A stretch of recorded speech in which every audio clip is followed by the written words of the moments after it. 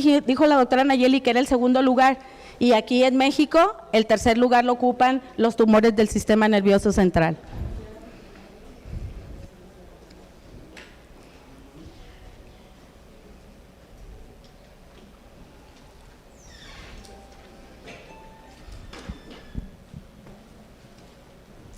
¿Alguna duda, muchachos, de lo que llevamos?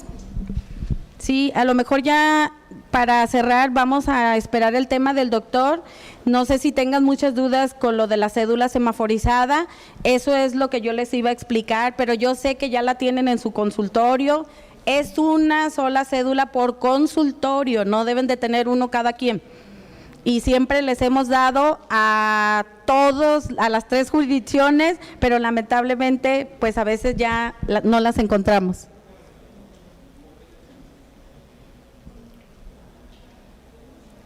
Listo. Bueno, bienvenido doctor Cristian Francisco Santillán Ávila por estar aquí con nosotros. Un aplauso para el doctor. Bien, pues buenas tardes. Sé que ya están cansados. ¿Ya les dieron de comer? Ya. ¿No?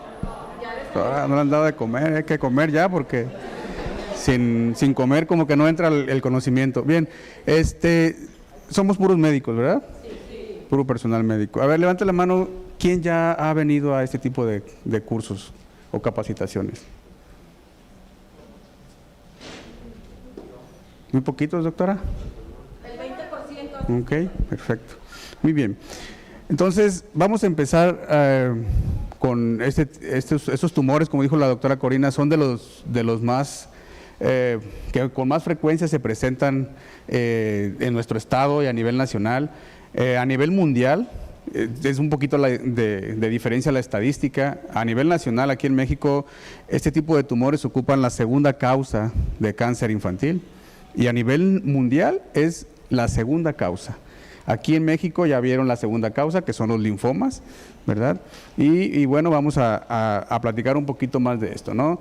Sin que se nos olvide cuál es el objetivo de estos temas. El objetivo de estos temas no es que yo les venga a hablar aquí de biología molecular de los tumores del sistema nervioso central, ni de tratamientos de los tumores del sistema nervioso central, porque son cosas que incluso ni a los residentes de pediatría les hablamos de eso, ¿no? El objetivo de este tema y el objetivo de que ustedes estén aquí es que detecten cuáles son aquellos signos o síntomas claves, signos o síntomas pivote, para que ustedes puedan hacer una referencia temprana, ¿sí? O sea, una referencia temprana ya sea, pues en este caso, al centro de referencia, que es el Centro Estatal de Cancerología, y así el paciente pueda iniciar más pronto con el proceso tan largo que es de estos tumores. Porque es un proceso largo porque nosotros no los tratamos aquí. En el Centro Estatal de Cancerología, estos pacientes llegan, se realiza una imagen que es tomografía o resonancia y se mandan a Guadalajara. Entonces es más largo el proceso. Entonces si llegan tarde con nosotros, pues van a tardar más en ser diagnosticados y más en iniciar tratamiento, y el pronóstico de por sí es precario en estos pacientes, ¿sí? Actualmente el 50% de los pacientes sobrevive y el 50% no lo logra. Entonces es de los peores tumores en cuanto a porcentaje de curación. Y bueno, ahí en el porcentaje de curación es donde ustedes tienen, un papel muy importante. Siempre digo que los médicos de primer contacto son los médicos que tienen o que hacen la diferencia en el tratamiento de este tipo de casos, en general del cáncer, pues, pero en este tipo de tumores, ustedes son los que tienen uno de los papeles más importantes, porque si ustedes detectan, sospechan, detectan y refieren, al paciente le va a ir mejor. Entre más nos tardemos en los sólidos, entre más nos tardemos en detectar un tumor, le va a ir al paciente peor. En el caso de las leucemias no es así. La leucemia finalmente llegará con nosotros cuando tenga que llegar y nunca llegará en forma tardía.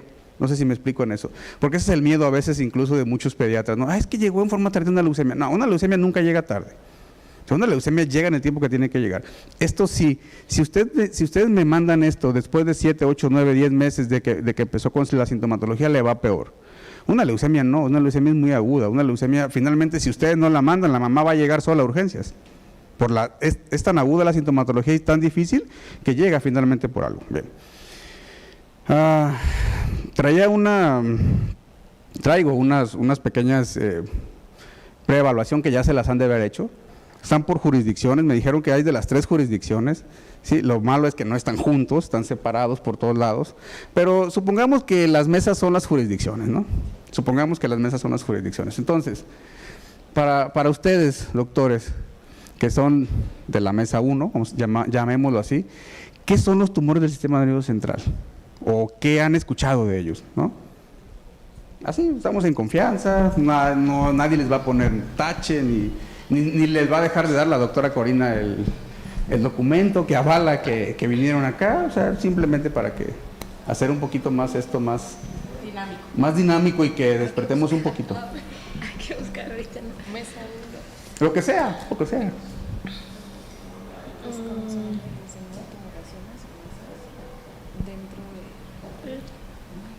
¿Qué son? Le va a ayudar el doctor, ¿verdad, doctor? ¿Usted le ayuda a la doctora? Pues es una alteración anatómica y funcional, ¿no? En alguna parte de las estructuras del sistema nervioso central. Así de simple, así de fácil, ¿no? ¿Y acá? ¿Cuáles son las localizaciones más frecuentes de los tumores cerebrales?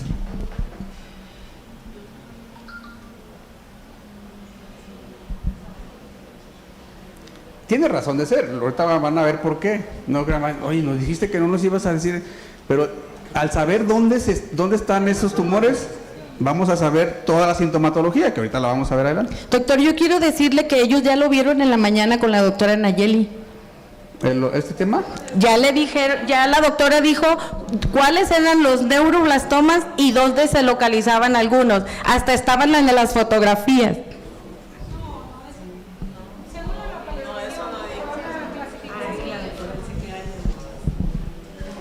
Según la localización se van a clasificar. Pueden ser anteriores, posteriores. Bien, no les voy a decir la respuesta porque finalmente al escuchar la charla al final se repiten las mismas preguntas y ustedes ya las van a contestar solos, ¿no? Bien. Ustedes, a ver, mencionen 10 signos o síntomas de sospecha de tumor cerebral. Yo me doy con 3. Vómito, cefalea, ataxia, vértigo, la cefalea nocturna, vómitos por las mañanas y tus convulsiones. Y los mismos que para los demás. Muy bien, excelente. Sí, acuérdense que la cefalea, y lo vamos a ver ahorita, pues es de los datos más importantes, de datos pivotes, ¿no? En la última mesa, ¿en qué porcentaje la exploración física que hacemos todos los días en nuestra clínica está alterada ante un tumor del sistema nervioso central? Y lo pregunto a propósito, lo pregunto para que vean la importancia de la exploración física, no crean que es cenar ni nada de eso, ¿sí? ¿Y qué se debe explorar ante la sospecha de un tumor del sistema nervioso central? ¿Por qué pregunto esto? Porque tenemos otra idea de que un tumor cerebral, no, pues resonancia, tomografía, no. En cuanto a esto, ¿ustedes qué saben de la exploración física? ¿En qué porcentaje está alterada la última mesa? ¿Y qué debemos de explorar? Pues el porcentaje en sí no se lo podría decir, pero yo creo que es de lo más evidente para ¿Es bajo el porcentaje? diagnosticar. Si me dice es bajo, medio o alto.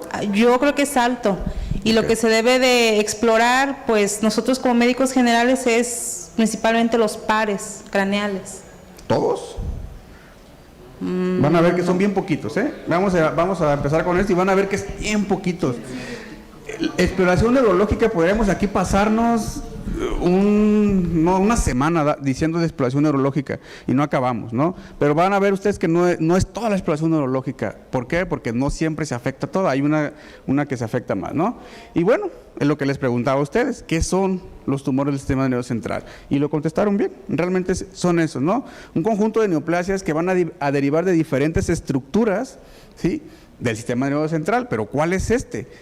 El encéfalo, bulbo raquídeo, médula espinal, ¿sí?, cuya sintomatología va a estar dada obviamente por la infiltración. A mayor tamaño del tumor, mayor infiltración, más efecto de masa, y va a depender mucho de la región afectada para dar las manifestaciones en los pacientes, ¿no?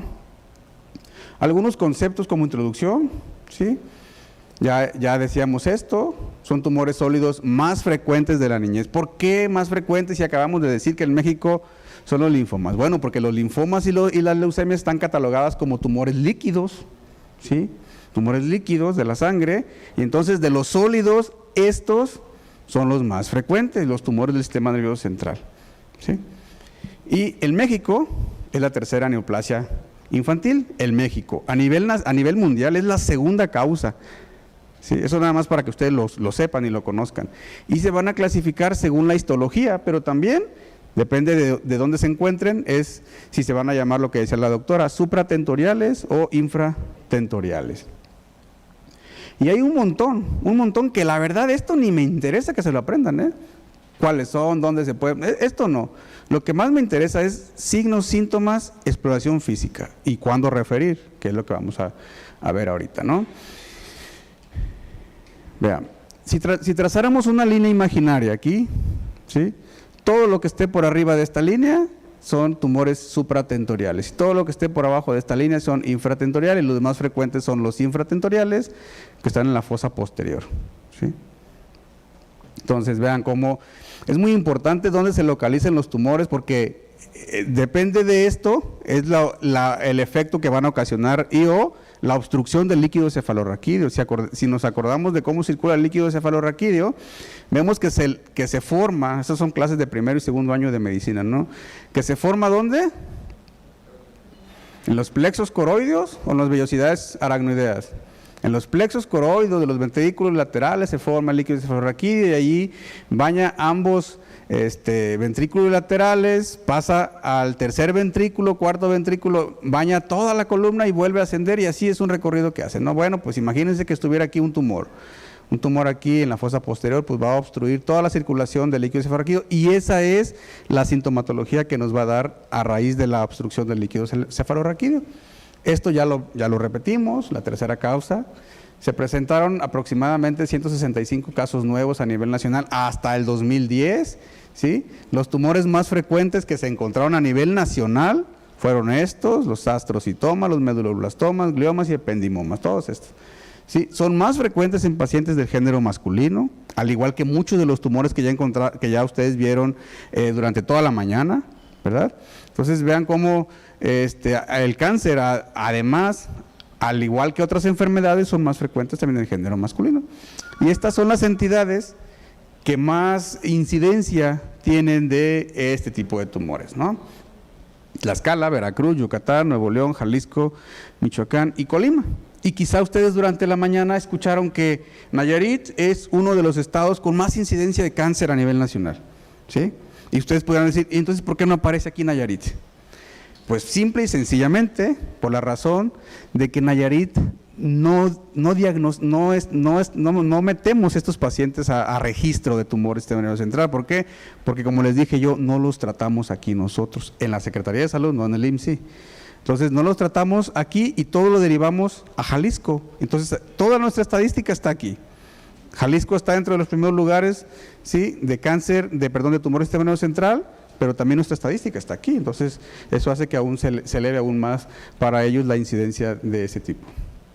Vean, lo importante de toda esta diapositiva es la primera, ¿no? Vean, el que ustedes estén aquí es para disminuir los tiempos de diagnóstico. Vean, ¿qué tan lejos estamos de llegar a los países de primer mundo? Canadá, por ejemplo.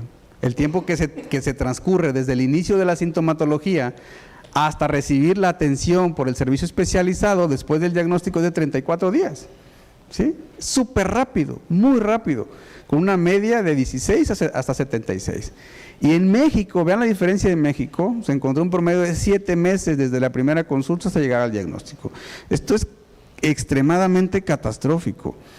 Y aquí dentro de este lapso de tiempo, desde que se ve por primera vez hasta que se diagnostica, puede pasar muchas cosas o pueden ser secundarias a muchas cosas. Pero en la gran mayoría de las causas por las cuales se vuelve un recorrido tan grande, son causas humanas. Es triste, pero son causas humanas. es porque yo no dejé de hacer lo que tenía que hacer, luego el que estaba enfrente en la caja o en la sección de citas dejó de hacer lo que tenía que hacer, y así una tras otra. Podríamos decir, es que Canadá es primer mundo, tiene mucho dinero, y México, pues no, eso, no tenemos en cuanto a eso gran diferencia para hacer diagnósticos tempranos. Muy diferente si dijéramos, a Canadá la mayoría se curan y en México todos se mueren. Bueno, ahí sí pudiera influir quizá el presupuesto que tenemos nosotros y el que tienen ellos. Pero en diagnóstico temprano no deberíamos de tener nosotros gran diferencia entre un país de primer mundo y un país como el nosotros, que somos países en vías de desarrollo, ¿no? Comprenden aproximadamente de todos los tumores pediátricos, entre el 15 y el 20% de todas las neoplasias malignas que ocurren en la niñez y en la adolescencia. Llámese adolescencia, nosotros los vemos aquí hasta los 18 años, ¿sí? Y la mitad de todos los tumores encefálicos se originan en la fosa posterior. Una de las preguntas contestadas, ¿no? En los lactantes, principal signo y síntoma, el signo de la puesta de sol, que ahorita lo vamos a ver en una fotografía. Esta triada ni la busquen, porque cuando la encontraron es porque el paciente está premortem, ¿sí? Ni la busquen, ¿sí? Esa triada que nos enseñan en la escuela, ¿no? De cuando está la triada clásica de presión intracraneal aumentada, cefaleas, náuseas y vómitos, ya es indicativo de hipertensión intracraneal. Sí, pero en el caso de los tumores cerebrales es tardío. Eso quiere decir que máximo 15 días el paciente, y me estoy yendo súper lejos. Una semana, cuando mucho, el paciente se va a parar porque ya no se va a poder hacer nada por esto, ¿no? La mayoría de los tumores que están en la corteza cerebral, o sea, fuera de la región infratentorial, son gliomas y usualmente van a ser benignos o de bajo grado. Pico de incidencia de los astrocitomas, 6.8 años, ¿no? Con síntomas de 3 a 5 meses de evolución aproximadamente, y muchos de ellos son fácilmente diagnosticables. Y es triste decirlo, triste para nosotros médicos, bueno para los papás, que los papás son los primeros que detectan y sospechan que algo anda mal arriba en la cabeza. Y en muchos de los casos son ellos los que piden las tomografías. Aunque se escucha difícil, fue con un médico, fue con otro, y la mamá, al ver que no le pide nadie tomografía, ella, que es su hijo o hija, le pide la tomografía y encuentra que algo no está bien arriba, ¿no? Y gracias a eso muchas de las veces nos han llegado en forma temprana. Factores de riesgo, ¿sí? Podríamos decir que dentro de los factores de riesgo para cáncer infantil hay algunos, ¿sí? No hay muchas cosas que estén muy relacionadas o que digamos como en el cáncer de adultos, por ejemplo, ¿no? Que si fumo, pues lo más probable es que me vaya a dar cáncer de pulmón. Si tengo múltiples parejas, pues lo más probable es que me va a dar cáncer de cervix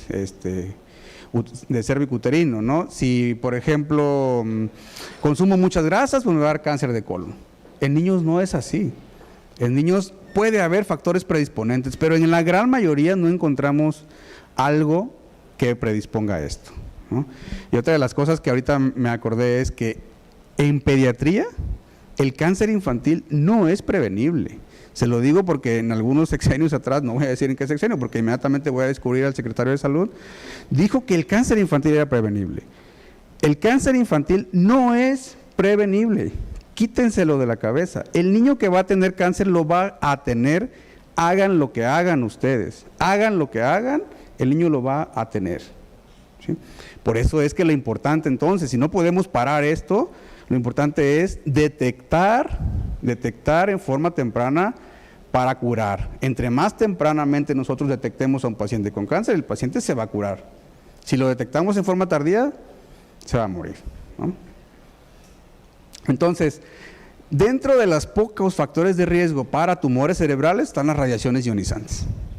Radiaciones ocasionadas, en el caso nuestro, en el caso cercano a nosotros, pues las tomografías son uno de los ejemplos, vivos ejemplos de las radiaciones ionizantes, ¿no? ¿Cuántas de las veces no indicamos una tomografía, otra tomografía, otra tomografía, otra tomografía al mismo paciente, ¿sí?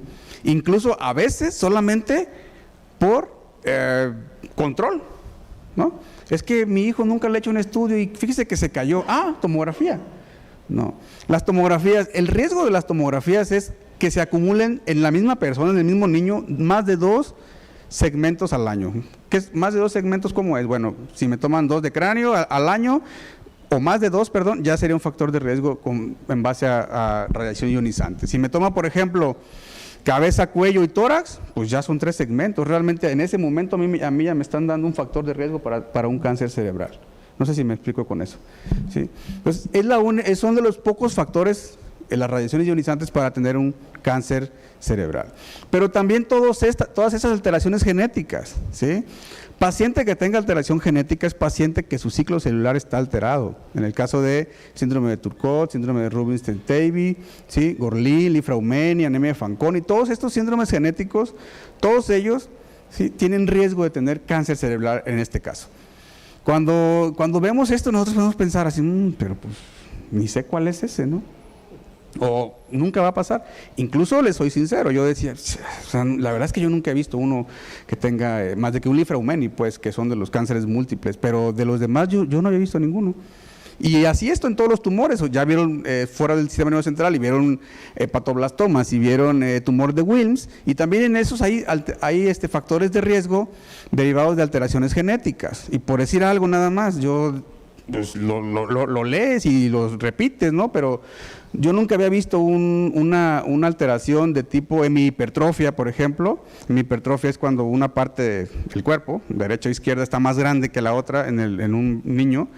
Sí, y esos niños tienen mucho riesgo de hacer hepatoblastoma hasta los 4 o 5 años y tienen mucho riesgo de hacer tumor de Wilms hasta los 12 o 15 años, ¿no? Pues acabo de ver un tumor de Wilms detectado apenas, hoy es viernes, el martes, ¿sí? Con la niña hemihipertrofia, 12 años de edad y una masota renal, ¿sí? Entonces, ¿por qué les digo esto? Porque tenemos que saber y que no se nos haga extraño que ese tipo de alteraciones genéticas pueden desarrollar el cáncer, ¿no? Y Wilms que se sale de la edad porque ya vieron masas en la mañana, me imagino, y vieron que los Wilms son aproximadamente 4 años, 6 años, no, después de los 8 es raro, muy raro. Pues esta niña tiene 12 años con eso, ¿no? Entonces, otra de los también factores de riesgo, pues, a veces no sabemos que alguna de las comidas que consumimos pueden ocasionar también, o tienen riesgo, ¿no? de tener cáncer cerebral. El uso del celular. Y les soy sincero, esto está muy, algunos que sí apoyan a que sí el celular, hay riesgo de uso de celular y gliomas de la vía neural, o el vivir cerca de torres de alta tensión, ¿no? Que está todavía menos estudiado esto. Pero en cuanto al uso del celular, cada día se va haciendo la línea más estrecha entre creer y no creer. El uso del celular, ya hay muchos estudios en los cuales, en algunos de ellos, hay fuerte relación entre sí tumores del sistema nervioso central y uso de celular, ¿sí? Y ahorita miren aquí todas estas bibliografías y estudios, ¿sí? Acerca de uso de celular y riesgo de tumor del sistema nervioso central. Entonces, aguas con la exposición masiva. Sí, afortunadamente digo, no somos, ahorita en las generaciones nuevas, no somos de los que estamos pegados al celular, ¿no? Son mensajes u otras cosas, preferimos a estar hablando, ¿no? Sí. Bien. Los trabajadores de la petroquímica, los padres trabajadores de la petroquímica, cuando la mamá se embaraza, pues hay riesgo en los niños de que tengan tumores del sistema nervioso central. Pero además, el tabaquismo, tanto paterno como materno, existe riesgo para el bebé, en este caso, de que tenga un tumor del sistema nervioso central, en la etapa prenatal, cuando es una exposición in útero. La exposición a insecticidas, que está bueno no solo para tumores del sistema nervioso central, sino para leucemias, para linfomas y para otros tipos de tumores, pues también aquí la tenemos presente en los tumores del sistema nervioso central. ¿Sí? El consumo de alimentos, ahorita decíamos algo de la dieta, el consumo de alimentos con nitrosaminas, eso que está contenido en las carnes precocidas y en los embutidos, pues ocasiona este tipo de problemática también, ¿no? ¿Qué tipo de tumor van a ocasionar la exposición a estos? Pues tumores en específico del sistema nervioso central. Y de los ambientales ya decíamos, la radiación ionizante es la única que está sumamente comprobada para ocasionar gliomas o meningiomas, algunas infecciones virales también, y la inmunosupresión, sea primaria o secundaria, es decir, primaria si el niño nació con ese problema, como un síndrome de Wiskott-Aldrich, ¿sí? O secundaria, como una inmunodeficiencia secundaria como el VIH, ¿no? Entonces, la inmunosupresión crónica, ¿sí?, va a ocasionar pues que mi sistema inmune esté deprimido y cuando entre o se produzca una célula cancerosa en mi organismo, pues no la detecte. Normalmente la chamba del sistema inmunológico de algunas células es detectan algún fallo en alguna célula y la atacan y la destruyen, ¿sí? Bueno, antes no son tan agresivos ni que fueran sicarios, ¿no? Pero los mandan primero a reparar. No se puede reparar esa célula, pues, la manda a apoptosis. Ese es el trabajo del sistema inmune, ¿no? Entonces, si eso yo lo tengo deprimido, pues no va a detectar nada y va a empezar a dejar pasar ese tipo de situaciones y finalmente va a desarrollar un tumor del sistema nervioso central. Las clasificaciones, solo por mencionarlas, ya las decíamos: infratentoriales, todo lo que esté por abajo del tentorio; supratentoriales, lo que esté por arriba, obviamente; y espinales, que son de la médula espinal, ¿no? Esa es la clasificación. Y eso es, como les dije a un principio, pues, ni nos lo aprendamos, ¿no? Ni nos aprendamos esto. Es una clasificación de la OMS, de los tumores del sistema nervioso central: infratentoriales, supratentoriales, paracelares y espinales. Es enorme la clasificación y, como les decía, no es el objetivo de esta charla, de este tema, ¿no? Signos y síntomas de los tumores del sistema nervioso central. Pues al igual que en el cáncer infantil, que ya vieron todo en la mañana ustedes, son variados y van a depender ¿de qué? De la edad de presentación, ¿sí?, del desarrollo neurológico que ya tenga el paciente y del sitio de localización, es decir, si son supratentoriales, infratentoriales, paracelares o espinales. ¿Por qué la edad es importante como dentro de los signos y síntomas? Acordémonos, si el paciente es un paciente pequeño, con fontanela aún, entonces uno de los principales datos pivotes no va a ser cefalea, porque no habla y no nos va a decir que le duele la cabeza, ¿no? Pero va a ser entonces el crecimiento cefálico, ¿sí?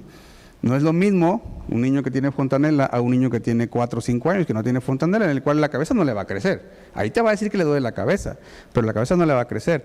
El desarrollo neurológico, ¿por qué es importante dentro de los signos y síntomas? ¿O por qué va a depender también de ello? Porque si un niño ya camina, ya habla, ya logró ciertos hitos del desarrollo y de repente retrocede, eso nos habla de que algo no está bien arriba en la cabeza, ¿no? Y pues el sitio de localización, ya lo mencionábamos, depende de dónde esté, son las estructuras que va a comprimir y la sintomatología que va a dar, ¿no? Todo esto, los signos y síntomas, va a depender de todo esto que tenemos aquí. La biología del tumor, el tamaño tumoral, la localización, la edad del paciente, que ya la mencionamos, y nos va a dar una serie de signos y síntomas bastante localizada a nivel de solo esa parte. O sea, es muy difícil, si ven ustedes, es muy difícil que un tumor del sistema nervioso central de fiebre. Yo no digo que no la pueda tener, sí, pero vean, es muy difícil. ¿Por qué? Porque son signos muy localizados a lo que es, al sistema nervioso central como tal, ¿no? Entonces, dentro de las principales cosas que va a causar, es la cefalea. Es el dato pivote y ahorita vamos a ver qué porcentaje de eso se va a presentar, ¿no? Hay muchas cosas que podemos hacer en forma temprana, claro. Entre mayor destreza tengamos nosotros para detectar, por ejemplo, aquí disminución del pulso venoso de la retina, se me hace algo súper jalado para primer nivel, porque en primer lugar muchos de nosotros no tenemos en primer nivel oftalmoscopio, ¿no? Muchas de las veces. Igual para ver la papila, muchas de las veces no lo vamos a tener, pero sí tenemos otras cosas. Sí, tendremos martillo de reflejo quizá, y si no tenemos, bueno, con algo más podemos percutir, podremos evaluar marcha, que ahorita más adelante la vamos a ver, que es otra de las cosas que debemos de explorar. Podremos explorar campimetría, agudeza visual y demás, ¿no? Vean. Hipertensión intracraneana es de las primeras cosas que nos debemos de preguntar, ¿no? Alteración focal neurológica, las cefaleas matinales, náusea con vómito o cefaleas inespecíficas, en el 85% de los pacientes van a tener cefalea. Ojo con esto. ¿Por qué digo ojo con esto? No es que me moleste ni nada de que manden pacientes con cefalea todos los días, no me molesta. Pero mi trabajo aquí en este momento es orientar qué tipo de cefaleas son las que deben de mandar. Una cefalea que solo es cefalea, muy difícilmente va a ser un tumor del sistema nervioso central, ¿sí? Y más cuando la cefalea tiene meses o años, ¿sí? ¿Por qué lo digo? Porque hemos recibido pacientes así, cefalea de 2, 3 años de evolución. No, pues ya perdió tiempo, vino conmigo. De todos modos la valoramos, incluso les ponemos cita. La volvemos a revisar al mes, por seguridad del paciente, ¿sí? Y también nuestra, obviamente. Pero desde un principio le decimos a la mamá, ¿sabe qué? No encontró nada, la voy a mandar a Neuropedia y va a regresar en un mes conmigo. Le pedimos un calendario de cefaleas, me va a anotar qué día le dio cefalea, con qué se le quitó, bla, bla, bla, bla, y me lo trae, ¿no? Y ya regresan al mes, doctor, no, sí, todo bien, vámonos, alta. Se va a neuro, ya lo vio neuro, sí, ya tiene la cita, perfecto. La ve neuro y ya. Entonces, ¿cuáles cefaleas son las que nos tienen que mandar? Cefaleas que estén acompañadas de otro signo o síntoma o de exploración física alterada. ¿Qué exploración física? La que vamos a ver ahorita adelante, ¿no? Nunca una cefalea pura va a ser, como les dije, causa de un tumor del sistema nervioso central. En los lactantes, como ya decíamos, el crecimiento cefálico y el signo de puesta de sol o de sol naciente, ¿sí? Que sería esta, ¿sí? Cuando se va ocultando el sol, que sería lo que es la pupila, pues es un signo de no tanto como de tumor cerebral, pero sí de hipertensión endocraniana. Y entonces este niño quizá no tenga un tumor cerebral, pero tiene hidrocefalia. Y dentro de las causas o diagnósticos diferenciales de hidrocefalia van los tumores del sistema nervioso central. Los tumores medulares, que afortunadamente no son tan frecuentes, este es el montón de signos y síntomas. Casi siempre cuando hay masas espinales no son directamente del sistema nervioso central, sino son por compresión. Y dentro de los signos y síntomas, pues el principal es dolor. Dolor, paresias, parestesias, pérdida de la función de esfínteres y plegias. En ese orden. Inicialmente dolor, parestesias, hasta que llega aquí. De aquí para abajo, esto ya no se recupera. Si el paciente ya llegó con pérdida de la función de esfínteres o alguna plejía, si ustedes lo detectan y nos lo mandan, lo vamos a tratar, pero el paciente se va a quedar paralítico para toda la vida. Lo ideal es diagnosticarlo de aquí hacia arriba, cuando el paciente apenas está teniendo este tipo de sintomatología. Algunos signos y síntomas van a ser atribuidos al crecimiento lento del tumor, como lo son irritabilidad, vómito, anorexia, cefalea y cambios de la conducta, ¿no? Vean esto. En los lactantes menores, el cuadro clínico, pues, un poco inespecífico, irritabilidad, pero aumento anormal del perímetro cefálico. ¿Pero qué creen? Me atrevo a asegurar que en el 90% de los que estamos aquí no medimos perímetro cefálico. Directamente no, lo mide la enfermera. Tache, es parte de nuestra exploración física. No es parte de la enfermera, es parte de nuestra exploración física. Si ustedes quieren y confían mucho a lo mejor en su enfermera, bueno, háganlo. Yo no, yo lo haría yo, ¿sí? Entonces, háganlo ustedes y evalúenlo. Aquí tienen esta tablita. ¿Cuánto es lo normal que debe de ir incrementando un perímetro cefálico por meses, ¿sí? Y por años? Esto es lo normal. Si el paciente le crece más la cabeza, se sale del rango normal, ¿sí? Entonces el paciente deberá de ser, y más, si aparte está irritable, y más, si la mamá le dice es que me vomita, me rechaza lo que come, pues ese paciente no tiene que estar nada que estar haciendo en su comunidad, deberá de ser enviado para valoración. O que tuvo alguna detención del desarrollo psicomotor, que ya ganaba X o Y, ya gateaba, ya no sé, balbuceaba y de repente lo dejó de hacer, pues con más razón, ¿no? Entonces, esto que tenemos que ir sumándole es al perímetro cefálico del nacimiento. Sí, es un dato bien importante. Perímetro cefálico al nacimiento, ¿sí? Es tan importante para el desarrollo neurológico, incluso me atrevo a asegurar casi que más que talla y que peso, ¿no? Apgar al nacimiento y perímetro cefálico en el caso de los tumores cerebrales es muy importante, porque yo como voy a saber que hoy midió 35, si midió 35 voy a decir, pues está bien, pero a lo mejor cuando nació, y tiene un mes apenas, a lo mejor cuando nació midió, no sé, 30 centímetros y subió 5 centímetros en un mes, pues se sale completamente de lo ya prescrito, ¿no? En los lactantes mayores y preescolares, pues cefalea, vómito, alteraciones de la marcha, ¿sí? Paresias e irritabilidad son de los principales datos que van a ocasionar. La diplopia también pues, es un dato muy importante, la lateralización cefálica también. En los escolares y en los adolescentes, cambios de conducta, bajo rendimiento escolar, que previamente no tenían, obviamente, la cefalea, el vómito, la ataxia y o la pubertad precoz. Y esta tabla nos dice los principales signos y síntomas que hay. Si cefalea, vómitos, crisis convulsivas, déficit focales neurológicos, como cuáles, ataxia, diplopía y todo lo demás, ¿no? Y lo que les decía, pues la triada esta clásica no hay que buscarla porque realmente cuando la encontramos es porque el paciente ya tiene demasiadas alteraciones. Meningismo y alteraciones o disfunciones neuroendocrinas también son de las cosas que podemos encontrar. El diagnóstico en toda esta diapositiva pues está cómo podemos diagnosticar un tumor cerebral. El ideal es este, ¿no? El histológico, el histopatológico, con eso detectamos y diagnosticamos un tumor cerebral, pero nosotros no vamos a hacer esto ni en primero ni en segundo nivel, se tiene que hacer en tercer nivel. Entonces, para sospechar y enviar rápidamente, ¿qué tenemos que hacer nosotros? Historia clínica y exploración física en forma adecuada. ¿En qué porcentaje decíamos que iba a estar alterada la exploración física?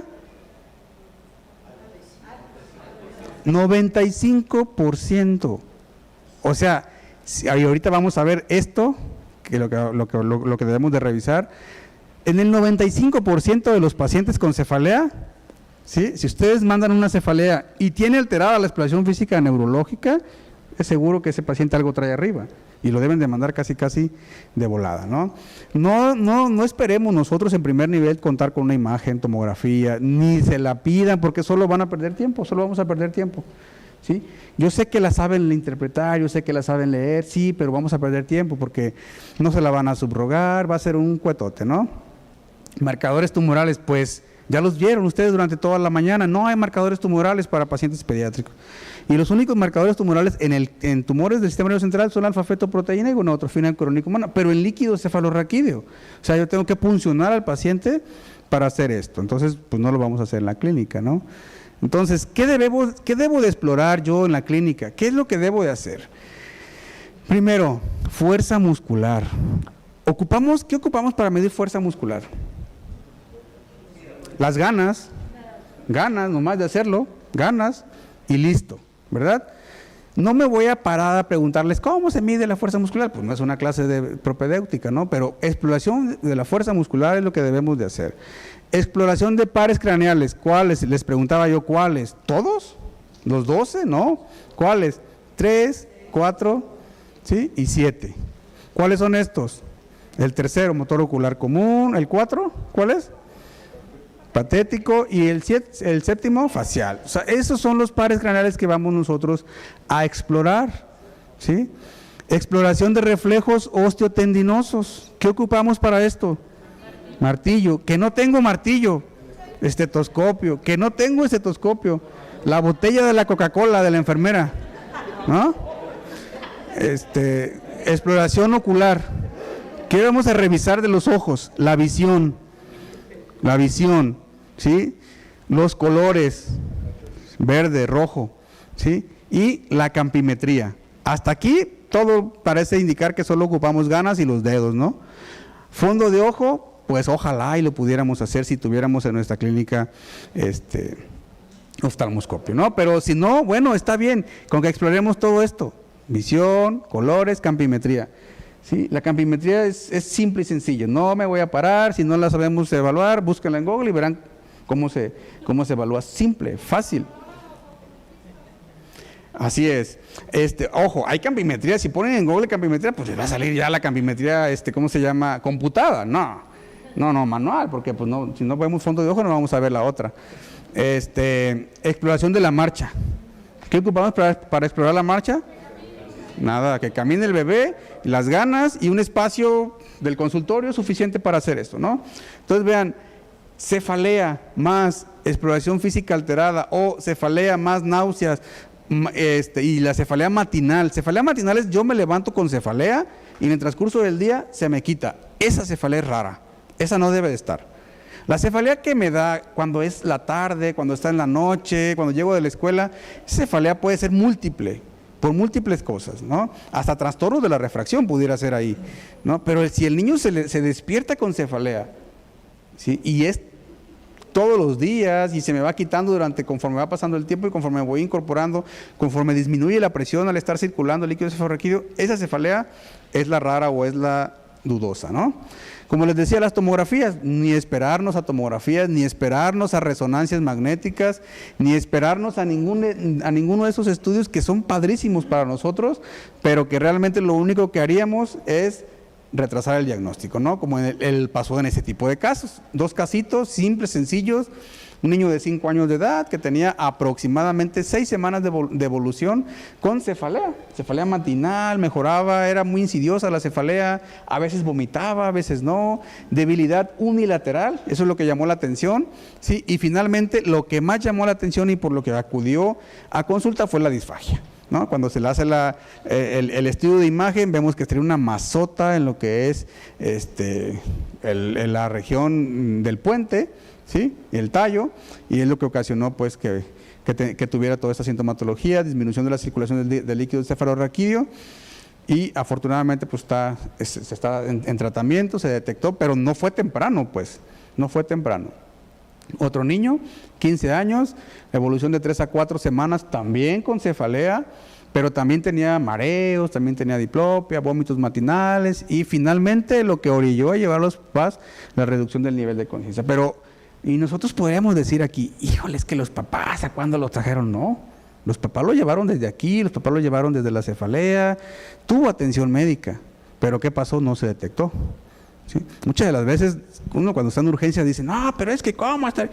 En muchas de las veces, si no es que en casi todos los casos, los papás ya acudieron, ya anduvieron tocando una y otra puerta, y es lo que debemos de pensar, lejos de juzgar que ya viene otra vez, no, hay que ver cuál es el trasfondo de todo ese tipo de pacientes, ¿no? Porque entonces todo lo que vamos a hacer, al momento de que yo ya emito un juicio sobre un paciente que va a urgencias, yo ya estoy poniendo una barrera entre el diagnóstico, ¿sí? Y lo que el paciente trae. Entonces yo ya no voy a poder diagnosticar en forma temprana. Entonces es por eso que todo paciente con cefalea debemos de hacer una exploración física. Claro, una historia clínica también, porque a lo mejor otra de las cosas es que, y se puede confundir porque se acompaña de náusea, vómito, que tenga una crisis migrañosa, ¿sí? Y nos pasó con una niña que la mamá tenía migraña, la abuelita tenía migraña y pues la niña también tiene ese tipo de cefalea. Diferenciales muchos, diagnósticos diferenciales muchísimos, todos estos son diagnósticos diferenciales de tumor del sistema nervioso central. ¿Qué debo de hacer o cuándo debo de sospechar a un paciente con tumor del sistema nervioso central? En los lactantes, por ejemplo. Cuando son lactantes irritables, con aumento del perímetro cefálico, con detención o regresión en el neurodesarrollo, ¿sí? O que tengan alteraciones de la marcha si es que ya caminan, y que tengan cefaleas recurrentes matutinas que mejoran con el vómito y durante el transcurso del día, ¿sí? O que tengan cefalea más exploración neurológica alterada, ¿sí? O que la cefalea despierte al niño una vez que se haya dormido, lo despierte en la noche o en la madrugada, o que tenga alteraciones endocrinas como pubertad precoz, diabetes insípida y demás. Todos estos datos, ¿sí? Sobre todo estos primeros, son los que al ver ustedes un caso de ese tipo, inmediatamente debe de ser referido, ¿sí? ¿A dónde debe de ser referido? Pues a la única unidad de referencia que tenemos en el estado, que es el Centro Estatal de Cancerología, ¿de acuerdo? El paciente, recuerden, y ahorita lo vamos a ver en las siguientes diapositivas, si el paciente está estable, se va con nosotros. Si hay alguna alteración que ponga en peligro su vida, el paciente debe de ir a urgencias pediátricas, ¿sí? Como por ejemplo, ¿cuáles? Si el paciente tiene datos de aumento de la presión intracraneana, por ejemplo, cefalea intensa y vómito y no para de vomitar y el vómito es en proyectil, ¿sí? O tiene convulsiones o hay deterioro del estado neurológico, ese paciente no nos lo manden a nosotros, ¿verdad? Se va a urgencias por sentido común. Si el paciente tiene signos y síntomas localizados, ¿sí? Como son todos estos, bueno, esos pacientes deberían de ser vistos por nosotros. Y la consulta es extremadamente rápida. Por más consulta que haya, ¿sí? O que tengamos nosotros, en la mañana o en la tarde, es visto el paciente. Por más consulta, cuando mucho, 24 horas se tarda uno en dar una cita a cancerología. Si ustedes hablan un lunes, por ejemplo, ese mismo lunes se puede ver, ¿sí? A lo mejor dicen, no, es que el lunes en la noche, bueno, el miércoles se ve, ¿Sí? ¿Por qué martes y jueves? Porque martes y jueves son días de procedimientos, pero insisto, si la sospecha es alta, hasta incluso martes y jueves se pueden ver ese tipo de situaciones, ¿no? Así de rápido, no crean que vamos a tardar muchos en revisar ese tipo de pacientes. Y bueno, esto es que lo primordial en el primer nivel, que es en el que están ustedes, ¿sí?, es tener la sospecha diagnóstica en base a historia clínica y exploración física. No queremos tampoco pues que ustedes piensen que les vamos a pedir, como en algunas otras especialidades, no, pues hasta que tenga placa me lo mandas, no, pues hasta que tenga biometría hemática me lo mandas. No, realmente en ningún momento hablamos de estudios de laboratorio para envío, es datos clínicos, exploración física alterada, va a revisión, ¿sí? Inmediatamente. Vean, solo para que vean, leucemias, linfomas y tumor del sistema nervioso central. Los casos del IMSS son 5 en el año, 5 tumores del sistema nervioso central, pero la principal casuística son leucemias, ¿sí? Los linfomas en segundo lugar y los tumores del sistema nervioso central. La edad más frecuente de presentación local a nivel institucional en el IMSS es de 1 a 4 años, vean, como más. Y la histología que más se presenta son los meduloblastomas. Ahora sí, ya para concluir y ya para terminar, ¿qué son los tumores del sistema nervioso central?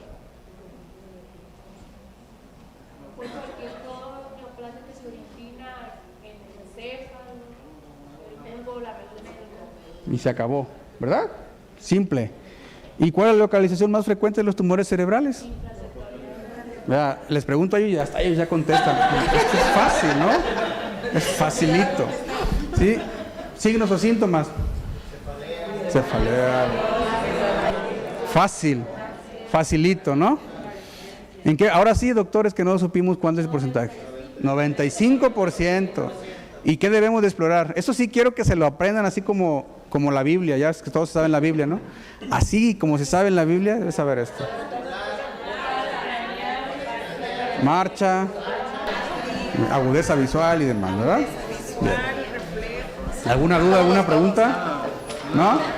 Algo muy importante que debemos de recordar es esto, ¿no? ¿Por qué lo puse a propósito? Si buscamos resultados distintos, no hagamos siempre lo mismo. ¿Por qué? Porque a veces nosotros mismos decimos, es que doctora Corina, es lo mismo, siempre lo mismo, los mismos temas, bla, bla, bla, y vemos los mismos resultados acá con nosotros, ¿no? Los mismos. Como estaba escuchando a la doctora que decía, es que no nos mandan los pacientes, es que llevamos 9 casos, ¿sí? En el IMSS llevamos 10, o sea, vamos a la par.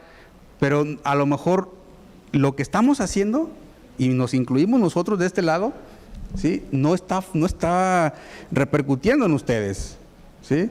Entonces debemos de cambiar las cosas sin cambiar el objetivo. El objetivo deberá ser siempre el mismo, detectar a tiempo a los pacientes, incrementar el porcentaje de curación, ¿sí?, en nuestros niños nayaritas, pero a lo mejor lo que estamos haciendo para lograr eso debemos de cambiarlo un poco, ¿de acuerdo? Bien, pues agradezco mucho que hayan aguantado hasta estas horas.